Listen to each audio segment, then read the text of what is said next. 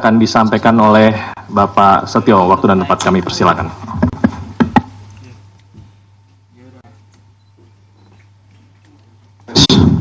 Udah dengar ya?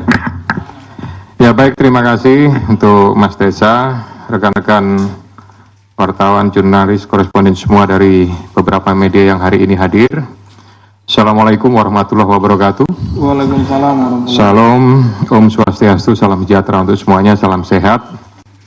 Kesempatan sore ini saya akan menyampaikan penjelasan tentang pengembangan perkara tindak pidana korupsi memberi hadiah atau janji kepada pegawai negeri atau penyelenggara negara, yaitu Wahyu Setiawan selaku anggota Komisi Pemilihan Umum Republik Indonesia periode 2017 sampai dengan tahun 2022 bersama-sama dengan Agustiani Tio F terkait penetapan anggota DPR RI terpilih 2019-2024 yang dilakukan oleh tersangka Harun Masiku bersama-sama dengan Saiful Bahri. Saya yakin semua rekan-rekan sudah tahu karena merupakan perkara lama. Sebelumnya disampaikan bahwa tanggal 8 Januari 2020 KPK telah menetapkan 4 tersangka, yaitu Harun Masiku, kemudian Saiful Bahri, Wahyu Setiawan, dan Agustiani. 3 dari 4 ini sudah dilakukan proses dan sekarang sementara sedang menjalani. Kemudian pada saat proses penyidikan terhadap perkara HM dan upaya pencarian DPO HM ini dilakukan secara sangat serius, juga dilakukan tidak mengenal waktu, bahkan banyak melakukan koordinasi dengan berbagai pihak. Penyidik menemukan adanya bukti keterlibatan Saudara HK yang bersangkutan selaku Sekjen PDI Perjuangan dan Saudara DTI selaku orang kepercayaan Saudara HK dalam perkara dimaksud dengan poin-poin penjelasan sebagai berikut.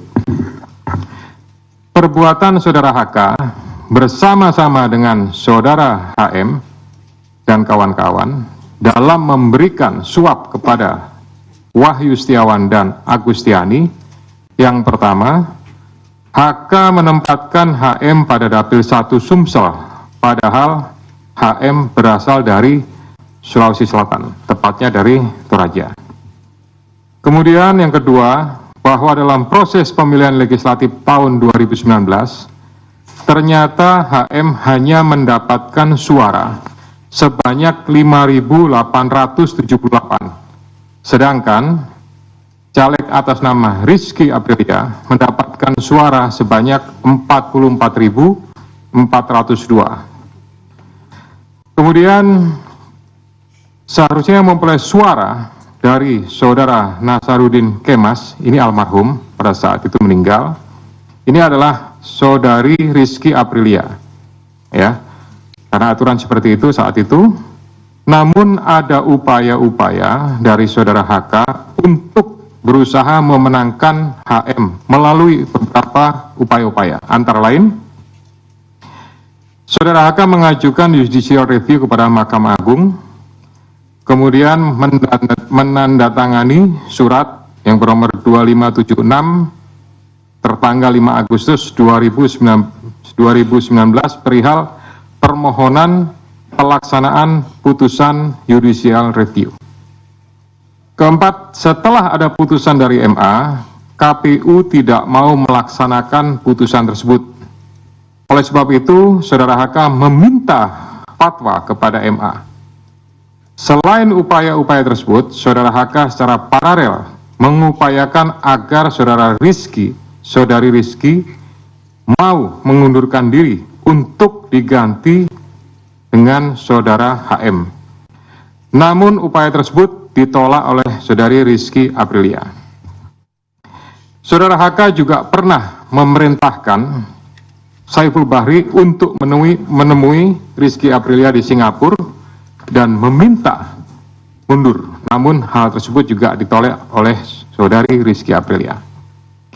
Bahkan surat undangan pelantikan sebagai anggota DPR RI atas nama Rizky Aprilia ditahan oleh Saudari Haska dan meminta Saudari Rizky untuk mundur setelah pelantikan.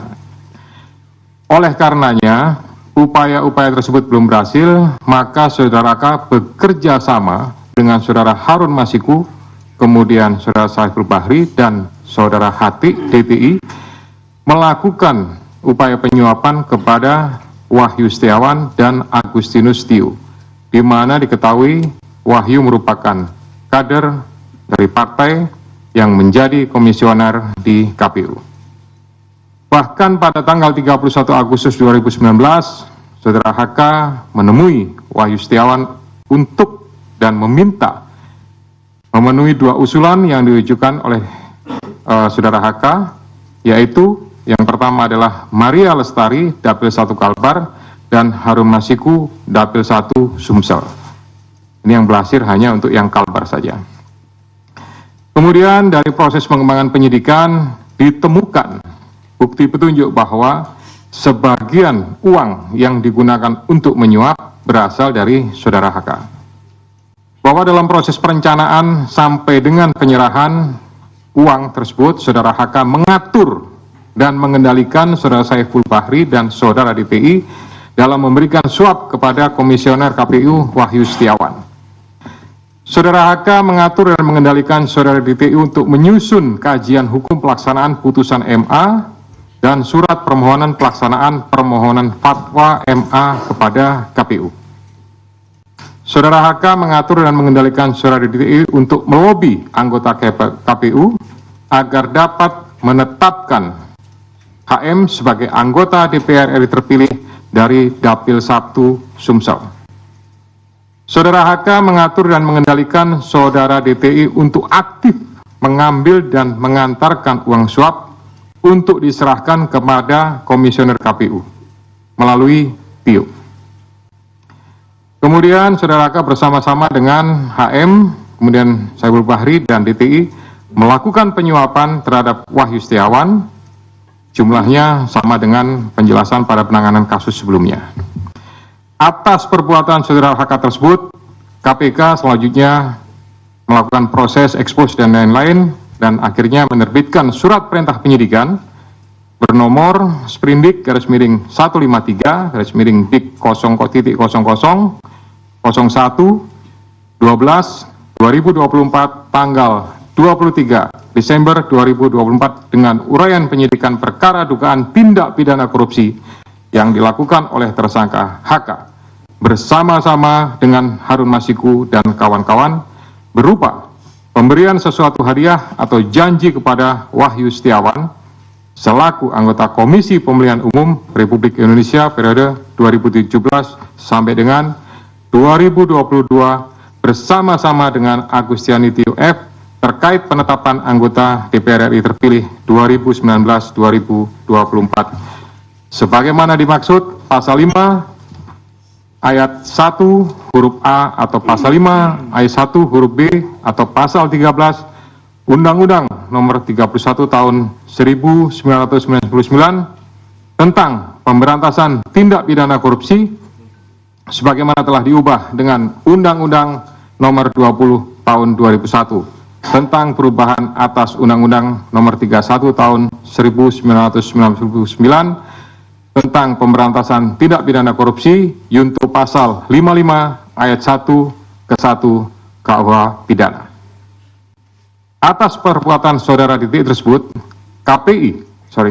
KPK mengeluarkan surat perintah penyidikan nomor Sprindik 154 Dik 0001/12/2024 tanggal 23 Desember 2024 dengan uraian sebagai berikut.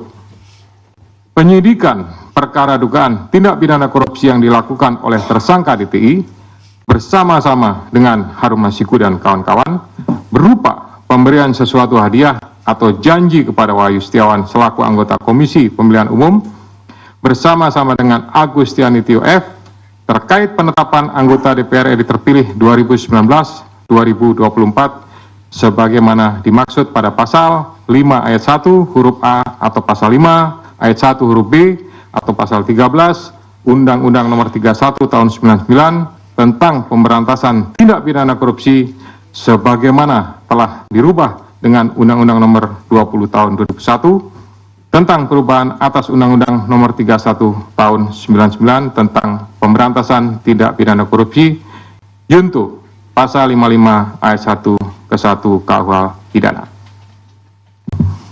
Selain perbuatan tersebut di atas, Saudara HK diketahui dan diduga melakukan perbuatan tindak pidana lain sebagai berikut.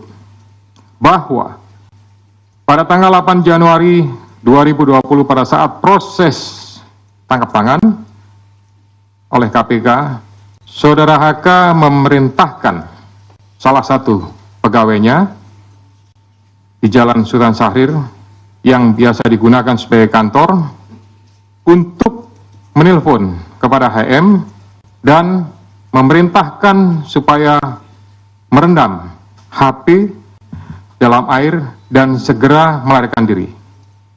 Bahwa pada tanggal 6 Juni 2024, sebelum Saudara HK diperiksa sebagai saksi oleh KPK, Saudara HK memerintahkan kepada salah satu pegawainya untuk menenggelamkan HP yang dalam penguasaan pegawai tersebut agar tidak ditemukan oleh KPK.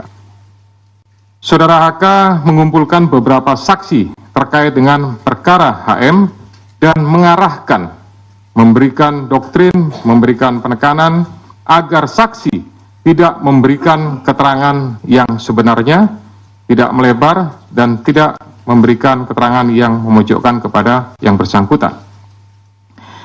Atas perbuatan Saudara HK tersebut, KPK mengeluarkan surat perintah penyidikan nomor Sprindik 152 Dik 0001/12/2024 tanggal 23 Desember 2024 dengan uraian penyidikan perkara dugaan tindak pidana korupsi yang dilakukan oleh tersangka HK dan kawan-kawan, yaitu dengan sengaja mencegah, merintangi, atau menggagalkan secara langsung atau tidak langsung penyidikan perkara dugaan tindak pidana korupsi terkait penetapan anggota DPR RI terpilih 2019-2024 yang dilakukan oleh tersangka HM bersama-sama dengan Saiful Bahri berupa pemberian sesuatu hadiah atau janji kepada pegawai negeri atau penyelenggara negara, yaitu Wahyu Setiawan selaku anggota Komisi Pemilihan Umum Republik Indonesia periode 2017-2022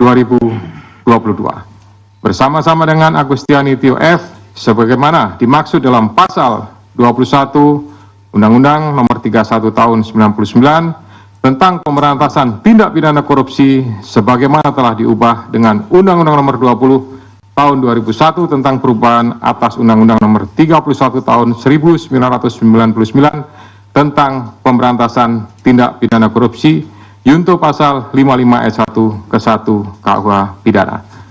Demikian rekan-rekan media semua yang dapat kami jelaskan pada sore hari ini. Saya didampingi dengan Direktur Penyidikan Pak Asep. Ya, selanjutnya saya kembalikan kepada Pak Jubir, Pak Tesa untuk pengaturan diskusi pada pelaksanaan konferensi pers sore ini. Terima kasih. Assalamualaikum warahmatullahi wabarakatuh. Waalaikumsalam warahmatullahi wabarakatuh. Baik, terima kasih banyak untuk Pak Ketua. Selanjutnya kita persilahkan sesi pertama terlebih dahulu 3 penanya untuk perkara yang baru saja dipaparkan. Ya, nggak keluar dari perkara yang baru saja dipaparkan. Silakan, Mas Chandra dulu.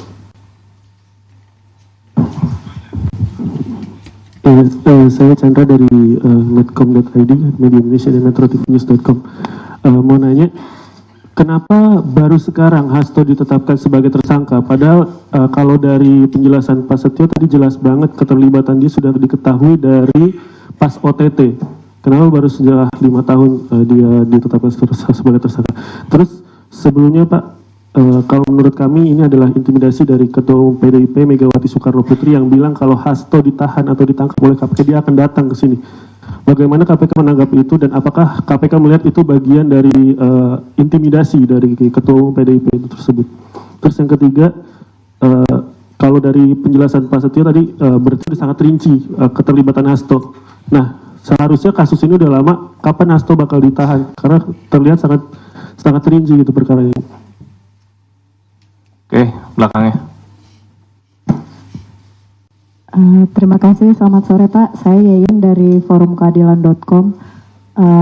Paling menambahkan pertanyaan dari Bang Chandra tadi soal penetapan Hasto sebagai tersangka ini, apa ada kaitannya dengan politisasi gitu Pak? Karena jubir PDIP itu pernah mengeluarkan statement yang katanya berkaitan dengan Kongres PDIP tahun 2025. Ada pihak-pihak yang berusaha mengganggu jalannya Kongres tersebut. Apakah ada sangkutan politisasinya Pak? Terima kasih. Satu lagi. Siapa? Hah? Tadi Mbak siapa? Mbak? Yeye. Yan apa Yuyun? Yeyen dari Forum Keadilan.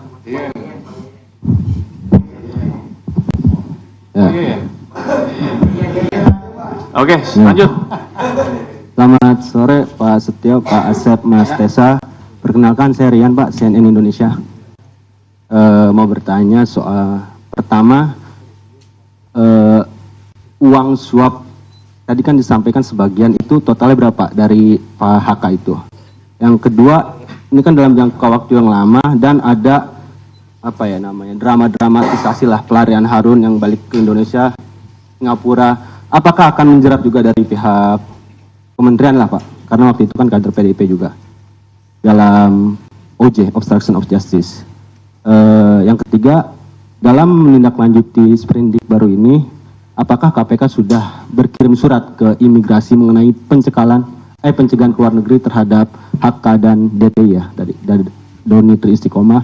Dan keempat Pak, di luar kasus ini kan baru lagi Pak, saya menemukan pengumuman tersangka ini langsung gitu Pak. Pas dia mungkin mengalami ya. Apakah ada perubahan metode lagi Pak? Terima kasih. Oke, kita tutup dulu ya. Silakan. Ya baik. Pertama, kenapa baru sekarang? Ya. Jadi kalau rekan-rekan melihat, gitu, kasus ini kan sejak 2019 sudah ditangani, gitu. Tapi kemudian baru sekarang. Ini karena kecukupan alat buktinya, gitu. Tadi sebagaimana sudah saya jelaskan di awal, penyidik lebih yakin, gitu. Kemudian setelah pada tahap proses pencarian PPU Harun Masiku, gitu, ada kegiatan pemanggilan, kemudian ada kegiatan pemeriksaan, ada kegiatan penyitaan terhadap barang bukti elektronik. Nah, disitulah kemudian kita mendapatkan banyak bukti dan petunjuk yang kemudian menguatkan keyakinan penyidik untuk melakukan tindakan, untuk mengambil keputusan, ya tentu melalui proses tahapan-tahapan sebagaimana yang sudah diatur di Kedeputian Penindakan, baru kemudian diputuskanlah ya terbit surat perintah penyidikan, gitu. Jadi sebetulnya alasan pertimbangan itu. Kemudian sampaikan masalah intimidasi, ya kami murni melakukan proses penegakan hukum saja, gitu ya. Saya yakin Kedeputian Penindakan sudah melakukan ini, dan ini juga menurut saya bagian daripada isi dari memori serah terima yang kami terima dari pejabat lama. Jadi sebenarnya kami juga tinggal melanjutkan sajalah, kira-kira seperti itu. Terakhir tadi Mas Janet sampaikan penjelasan sudah sangat rinci, kemudian kapan ditahan, tentu itu nanti Pak Asep yang akan menentukan. Pimpinan juga tidak punya kewenangan untuk melakukan intervensi kepada penyidik, karena penyidik adalah independen, gitu. Silahkan nanti Pak Asep kalau mau tambahkan terkait masalah kapan ditahan, tapi pastinya ya kita melakukan proses itu sesuai dengan ketentuan yang ada. Kemudian tadi Mbak Yen sampaikan apakah penetapan ini ada politisasi, ini sama jawabannya murni penegakan hukum, gitu. Kemudian di Kongres ada pihak-pihak yang akan mengganggu. Selama ini ya kami pimpinan sama sekali tidak ada informasi, masukan dan lain-lain terkait masalah Kongres apa segala macam. Kami hanya mendengarkan proses ekspos dan jalannya ekspos. Alhamdulillah, puji syukur kepada Tuhan, dihadiri oleh semua pimpinan, lengkap termasuk dari kedeputian yang lain, ya. Jadi posisinya artinya kedeputian di penindakan tapi dari direktoratnya lengkap gitu, ya, sehingga menurut saya keputusannya diambil secara bulat dan itulah yang menjadi sprindik tersebut. Kemudian uang suap sebagian dari HK, ya, itu dari hasil yang sudah kami dapatkan saat ini, tapi itu nanti akan menjadi bagian inti daripada materi pemeriksaan yang akan dilakukan oleh para penyidik. Kita akan lakukan, saya mengingatkan kepada para penyidik untuk melakukan proses penyidikan secara profesional. Kemudian Kan dijerat di Kementerian ya, karena yang akan dijerat, ya itu saya kira nanti Pak Asep lah akan secara teknis. Kemudian tadi yang terakhir ini konvensi pers ini dilakukan, biasa kan dulu zaman saya masih di sini itu kan dilakukan pada saat bersamaan dengan penahanan, kira-kira seperti itu ya. Nah, berdasarkan kebijakan pimpinan sekarang dalam rangka akuntabilitas dan mempertanggungjawabkan kepada seluruh masyarakat, gitu ya, segera sesaat setelah sprindik itu dibuat, gitu, kita tidak akan menunggu sampai dengan masa diumumkannya penahanan, itu nanti akan diumumkan, disampaikan, supaya juga para pihak yang terlibat sudah tahu statusnya seperti apa, karena ini sebagai bagian daripada pertanggungjawaban penyidik, pertanggungjawaban secara institusi kelembagaan KPK untuk bisa menyampaikan kepada masyarakat tentang kegiatan yang sudah lakukan. Kami tidak ingin ini menjadi sesuatu yang ya istilahnya ada informasi yang, mohon maaf kalau saya menyampaikan istilahnya agak liar gitu ya, ini bertanya apa segala macam. Lebih baik nanti sesaat setelah, nah sesaat setelah itu kan bisa 1 hari, 2 hari atau mungkin 1 minggu, itu nanti tentu dari kedeputian penindakan yang akan menyarankan kepada juru bicara untuk pengaturan kapan dilaksanakannya. Tapi prinsipnya itu bagian daripada akuntabilitas KPK kepada masyarakat. Demikian ya. Ya, silakan mungkin Pak Asep menambahkan beberapa hal tadi dari 3 teman-teman yang bertanya.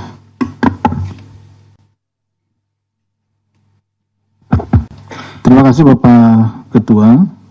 Yang saya hormati Pak Ketua, Pak Jubir dan rekan-rekan sekalian yang berbahagia, para jurnalis. Izin menambahkan apa yang telah disampaikan oleh Pak Ketua tadi, yang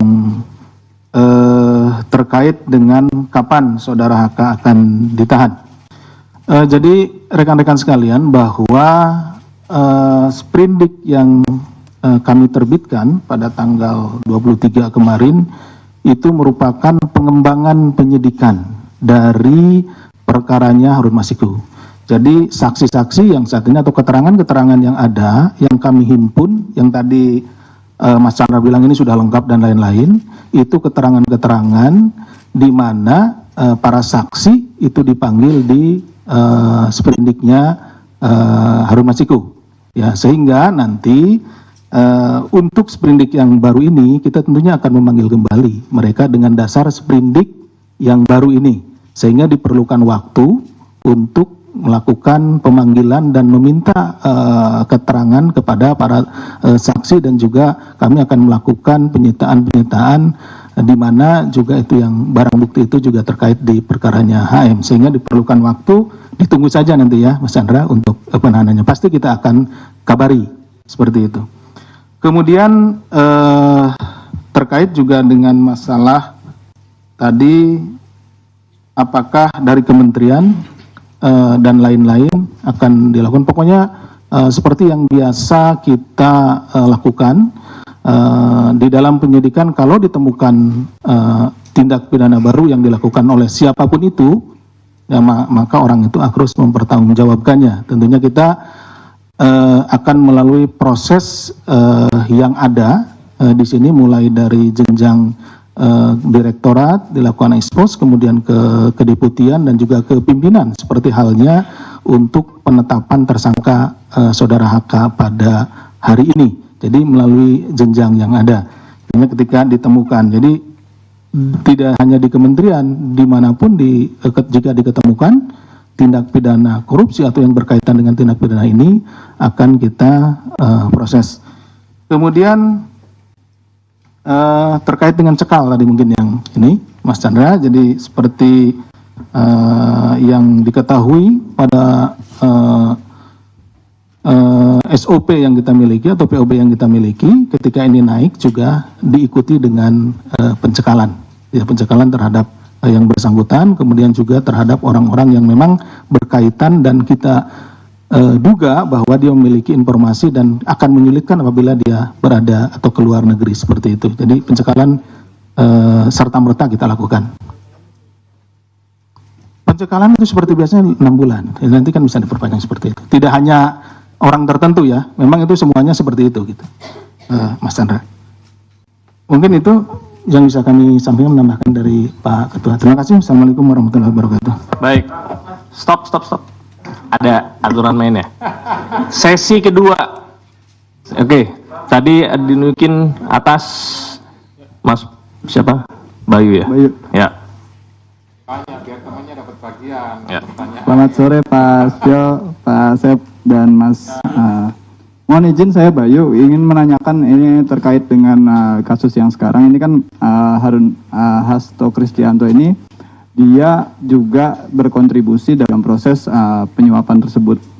Pertanyaannya adalah kenapa Hasto ngotot mengajukan Harun Masiku menjadi anggota DPR? Apakah sejauh ini KPK sudah menemukan motif dibalik kenapa PDIP sengaja ngotot untuk mengajukan Harun Masiku menjadi anggota DPR? Mengingat background Harun Masiku ini adalah seorang advokat, apakah jangan-jangan Harun Masiku memegang sejumlah kunci kasus-kasus lain yang juga melibatkan elit PDIP?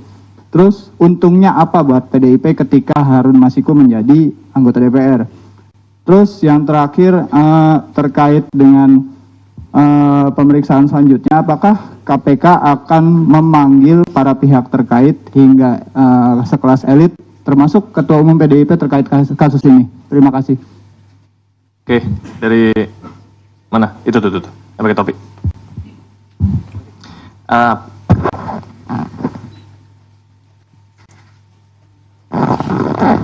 Izin Pak Ketua, Mas Desa. Tadi kan kalau nggak salah sempat disebutkan. Siapa dari mana? Oh ya, Fadil dari Detikom. Tadi kalau nggak salah sempat disebutkan bahwa HK ini sempat mengetahui soal OTT. Apakah si HK ini, apakah OTT ini sempat bocor sampai kemudian si HK ini mengetahui adanya OTT tersebut. Kemudian yang kedua, ini kan Harun udah lama banget ya Mas kabur gitu. Nah ini ada peran dari HK juga nggak sih untuk mengatur kepergian Harun ini? Itu aja sih Mas, makasih. Peran Harun. Satu lagi. Ya, selamat sore Terserah. Pak Ketua, Mas Desa, Pak Asep. Saya Fana dari Investor Trust. Satu pertanyaan aja, ini kan tadi perintahan penyidikannya OJ-nya disebutkan ketika OTT terjadi. Setelah OTT terjadi. Nah, sementara Harun Masiku diketahui kan sudah buron selama 5 tahun. Apakah juga Hasto ikut terlibat dalam menghilangnya Harun Masiku selama ini gitu? Terima kasih. Sama ya sama yang ini ya. Bersama. Oke, tiga dulu ya. Silakan. Ya baik, Mas Bayu terima kasih, pertanyaannya luar biasa. Tapi mohon maaf nih, itu sudah masuk materi pemeriksaan gitu ya. Jadi ya nanti akan didalami, meskipun penyidik sudah memiliki informasi tentang itu, tapi karena sekali lagi itu sudah materi dalam penyidikan, mungkin ya kami mohon maaf tidak menyampaikan tentang hal-hal tersebut ya. Kemudian untuk panggilan-panggilan yang lain, ya tentunya nanti penyidik sesuai dengan kebutuhan, gitu ya.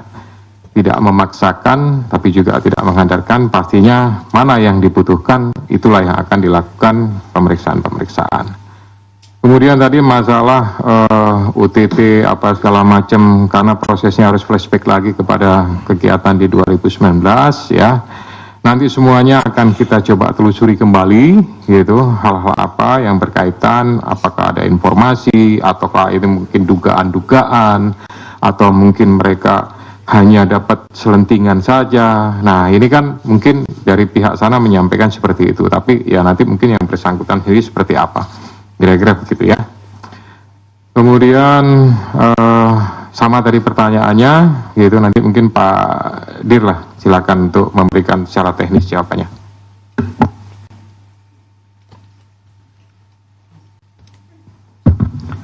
Terima kasih Pak Ketua. Mohon izin menambahkan Bapak. Terkait tadi mungkin yang juga pemanggilan nanti rekan-rekan bisa monitor karena setiap hari biasa kita umumkan siapa yang akan dipanggil. Nah, rekan-rekan bisa monitor di situ ya.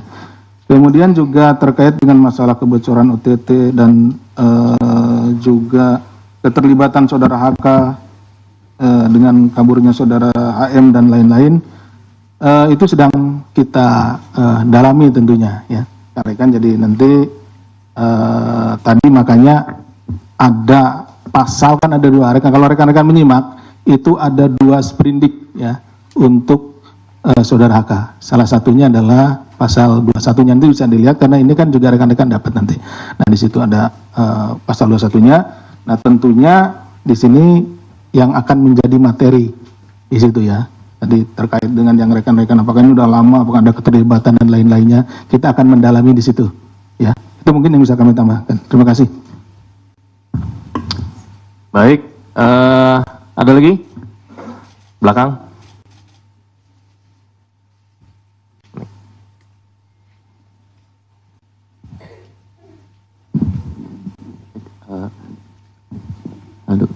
Selamat sore Mas Desa, Pak Ketua, Pak Asep.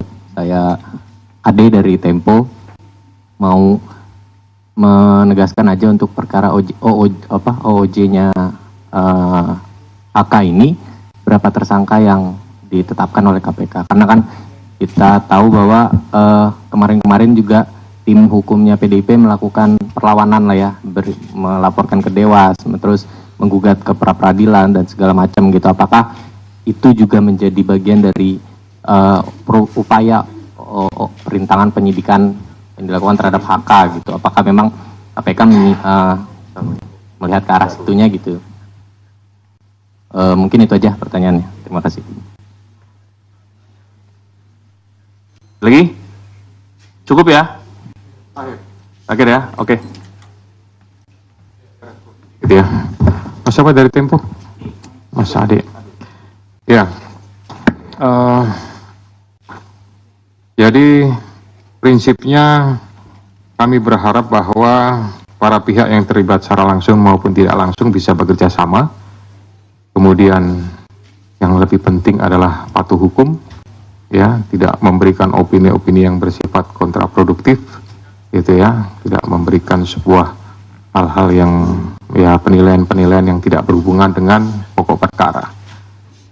Ya, para pihak tentunya memiliki hak ya sesuai dengan pasal-pasal yang diatur dalam KUHP. Kalau memang itu silahkan digunakan, tapi prinsipnya segala sesuatunya kami melaksanakan proses penegakan hukum ya secara murni, secara profesional. Kira-kira seperti itu ya. Ya Pak Asep, mau tambahan? Silakan. Mohon izin menambahkan Pak Ketua, Mas Ade, jadi di pasal obstruction of justice (OJ) yang dimaksudkan Ya, itu tersangka tadi. siap disampaikan. Jadi pertama tentu kita akan fokus dulu kepada apa yang perbuatan-perbuatannya yang ada dulu. Nanti perkembangannya pasti akan kita sampaikan ya Mas Ade. Jadi seperti apa? Nah, yang sekarang sedang kita susun memang betul-betul karena ini tidak boleh juga kita sembarangan, kita harus benar-benar profesional dalam melakukan ini. Jadi setiap perbuatannya akan kita uji apakah itu memang berkaitan langsung dengan terhalangnya proses penyidikan yang kita lakukan terhadap saudara HM gitu ya. Jadi nanti ditunggu saja ya. Oke, Mas Ade. Baik, rekan-rekan sekalian, terima kasih banyak atas kehadirannya. Rilis perdana oleh Bapak Ketua kita yang baru, pimpinan kita yang baru. Ke depan tentunya kita akan sampaikan rilis-rilis lagi, baik itu penetapan tersangka maupun hal-hal lain ya, termasuk pencekalan.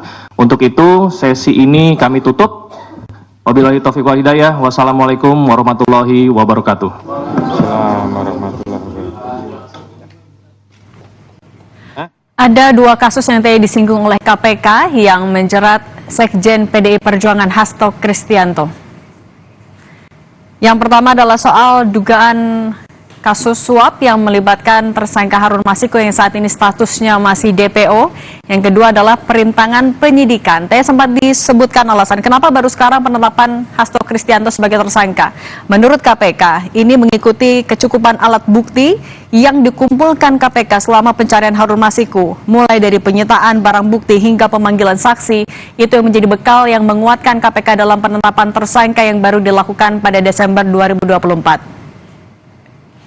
Dan informasi soal penetapan Sekjen PDIP Hasto Kristianto sebagai tersangka akan kami lanjutkan usai jeda berikut ini.